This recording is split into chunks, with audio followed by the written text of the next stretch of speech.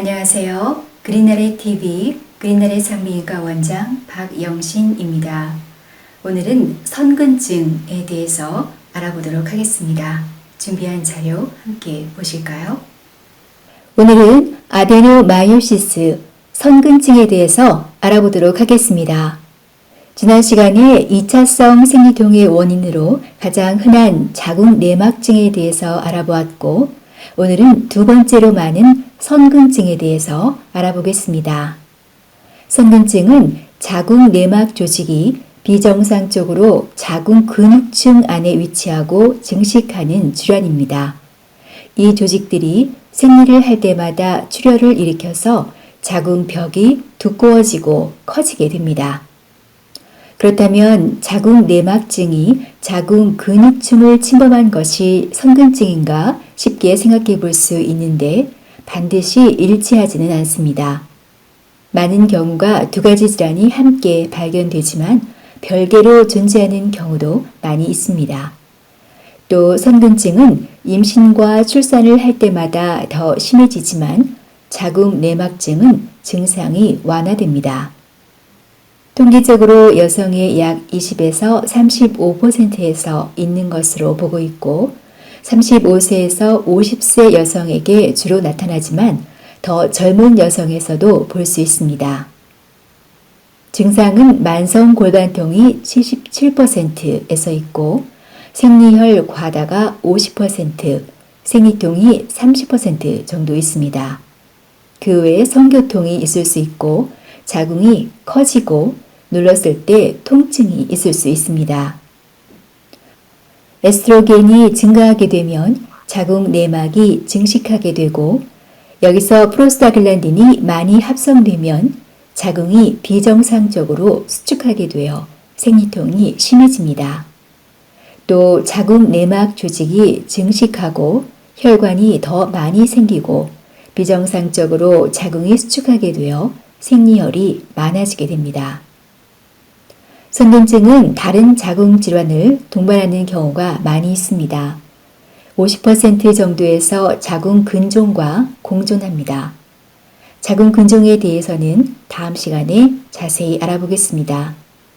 11% 정도에서 자궁 내막증과 공존하고 7% 정도에서 자궁 용종을 동반합니다. 이 병의 발생 기전은 아직 정확히는 모르지만 조직 손상과 복구 가설이 많이 받아들여지고 있습니다. 자궁의 과연동운동이나 수술, 분만 등 시술에 의해 자궁 내막과 근육 경계 부위에 상처가 생기면 이것을 복구하기 위해 국소적인 에스트로겐 농도가 올라가고 이것은 다시 자궁의 연동운동을 증가시키는 악순환을 반복하게 됩니다. 진단은 가장 손쉽게 할 수 있는 것이 질초음파입니다. 초음파상 자궁이 공처럼 커져 있고 빗살무늬 같은 밝은 선들을 볼 수 있습니다. MRI도 도움이 되겠습니다. 확진은 수술을 해서 조직 검사를 하는 것인데 근육층 내에 내막 조직들을 관찰할 수 있습니다. 선근증의 위험 인자로는 제왕절개, 소파수술, 임신 등 자궁 내막과 근육층 경계 부위에 손상을 줄 수 있는 상황들이 있겠습니다. 태반 착상으로 인한 생리적인 손상 때문에 아이를 많이 낳을수록 위험이 올라가고 나이가 많을수록 위험이 올라갑니다. 자궁 내막증이 있으면 선근증이 더 잘 생길 수 있습니다. 에스트로겐이나 프롤락틴이 높은 것, 자가면역 요인 등이 위험인자가 되겠습니다. 감별해야 할 질환으로는 자궁 근종인데 같이 있는 경우도 많다고 했습니다. 자궁 내막암이나 자궁 내막 간질 6종이 드물게 있을 수 있습니다. 치료를 보시겠습니다. 선근증은 자궁을 수술적으로 제거하거나 폐경이 돼야 완치가 되는 병입니다.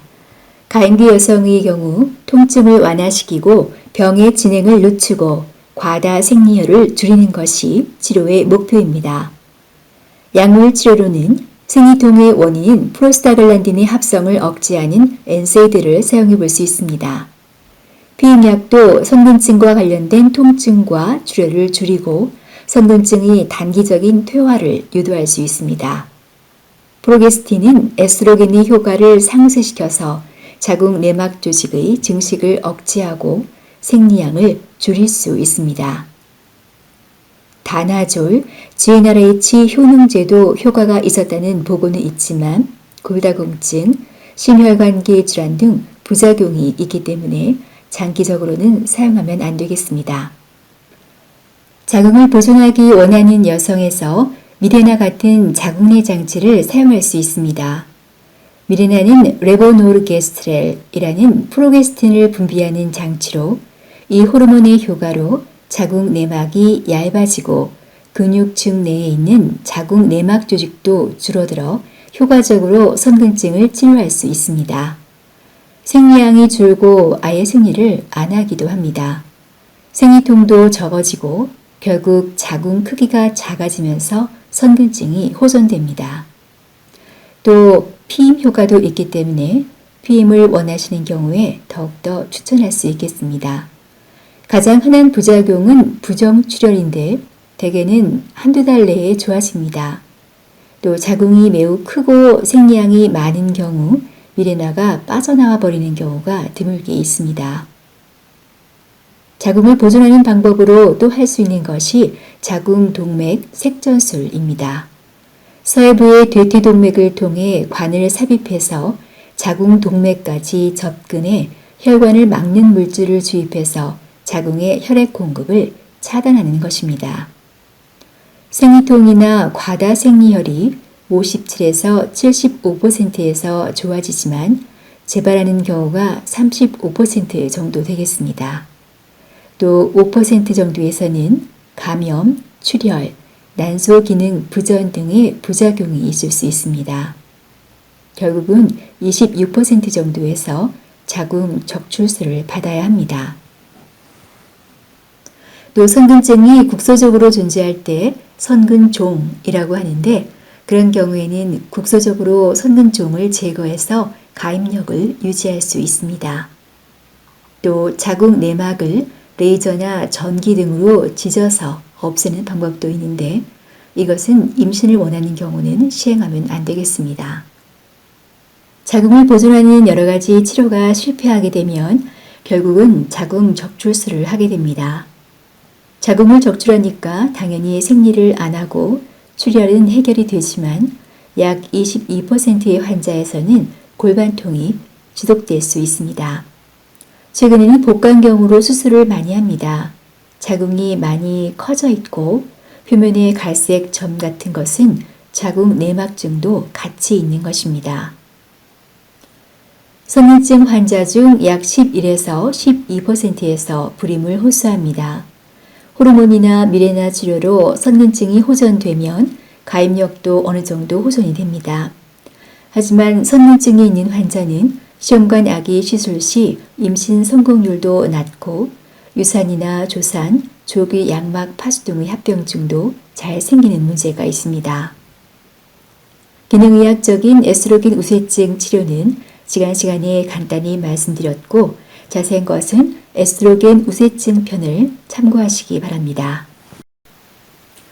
오늘 영상도 끝까지 시청해 주셔서 감사합니다. 다음 시간에는 자궁 근종에 대해서 공부해 보도록 하겠습니다.